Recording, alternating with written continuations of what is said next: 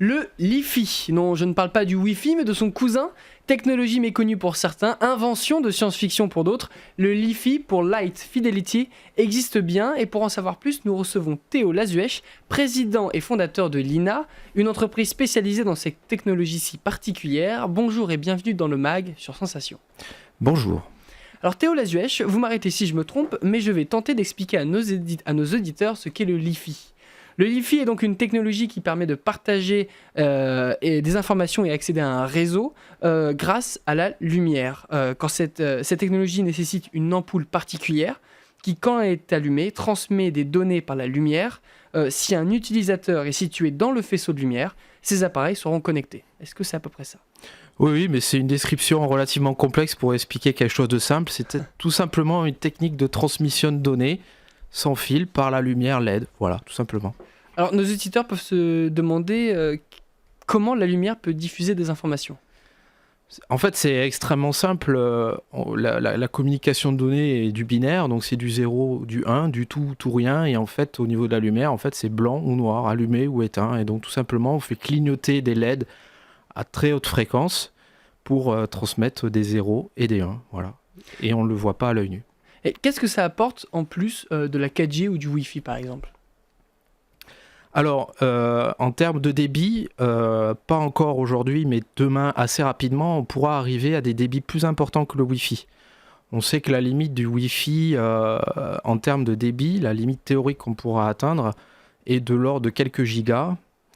Et c'est une limite qu'on va arriver très prochainement, parce qu'aujourd'hui, on est de l'ordre de 1 giga. Et on sait qu'en Li-Fi, on pourra monter beaucoup plus haut. Donc aujourd'hui où on a toujours envie d'avoir plus de débit et surtout demain avec des 4K de partout, de la 3D, de la réalité virtuelle, on aura toujours besoin de plus de débit. Ça, c'est quelque chose qui sera important pour demain. Et aussi aujourd'hui, ce qu'on voit, c'est que quand on habite dans une zone de résidence dense, on dit que le Wi-Fi rame, parce qu'en fait, tout simplement, on partage le même espace avec nos voisins et le Wi-Fi se transmet au travers des murs. Et donc, du coup, on ne bénéficie pas de la totalité du débit auquel on pourra accéder parce qu'on doit le partager avec les personnes qui nous entourent. Et ça, avec la lumière, en fait, on peut garantir un débit sous le faisceau. Voilà. Alors, à la base, le Li-Fi était attendu pour 2018 et aujourd'hui, c'est toujours une technologie quasi inconnue et très peu utilisée. Où est-ce qu'on en est finalement ? Alors, lorsqu'on parle du Li-Fi, souvent dans les médias, c'est pour parler comme un complément ou un concurrent au Wi-Fi, c'est-à-dire pour transmettre des données à haut débit, pour se connecter en réseau, à Internet. Sauf qu'il y a aussi d'autres usages qui sont développés à partir d'une transmission de données à beaucoup plus bas débit.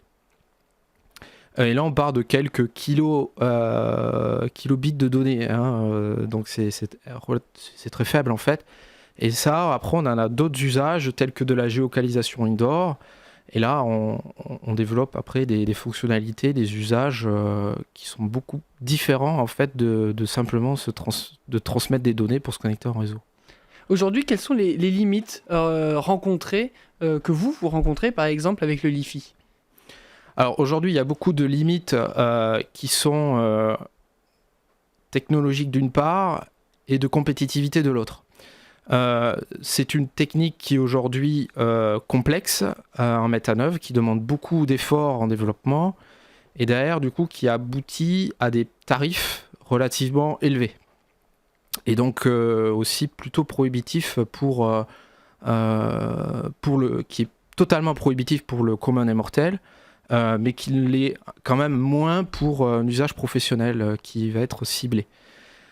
Aujourd'hui, c'est vraiment les freins, on va dire, au développement de cette technologie. Vous m'avez dit l'usage professionnel est ciblé, ça veut dire qu'on ne tente pas vraiment de s'approcher du grand public ? Aujourd'hui, à ma connaissance, il n'y a aucun client grand public à ce jour. Parce qu'on n'a pas encore, pour de l'usage Internet, défini un protocole standard qui, lorsqu'il existera, permettra de davantage industrialiser la solution et on arrivera à des tarifs qui se rapprocheront de la de la clé USB Wi-Fi quand c'est sorti il y a une quinzaine d'années, qu'on achetait une de l'ordre de 30, 50 euros et qu'on utilisait pour rendre compatible un équipement déjà existant. Et après, à terme, ça sera intégré directement dans nos équipements. Et là, c'est quelque chose qui ne coûtera plus que quelques euros.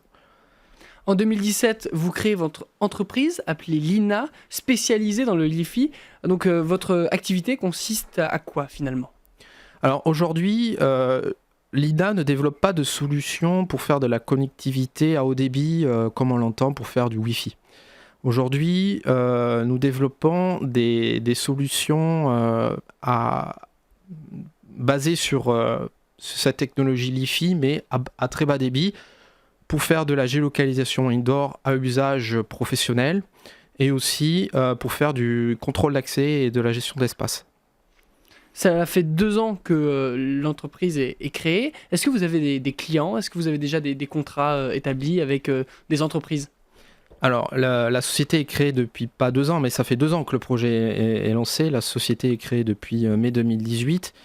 Nous sommes en pourparlers avec un certain nombre de clients et on devrait a priori signer dans les prochaines semaines les premiers clients. Pourquoi s'être lancé dans cette aventure ? Pourquoi le Li-Fi d'ailleurs ? C'est une technologie que vous connaissez bien ? Alors, de formation, je suis ingénieur en optique et électronique, donc forcément, c'est attrait à la lumière. Et en fait, lorsque j'étais étudiant en dernière année d'école d'ingénieur, il y a ce qu'on appelle en école d'ingénieur un projet de fin d'études. Et donc, on peut soit choisir un sujet qu'on nous propose, ou soit en proposer un nous-mêmes. Et un matin, en début d'année, après avoir bien fait la fête la veille, je me suis dit, mais tiens, on a des LED, on peut les faire clignoter, on met une photodiode derrière, un récepteur optique, donc tout simplement, on peut transmettre des données comme ça. Voilà, ça paraît tout bête. Mais pourquoi personne n'y a pensé avant ?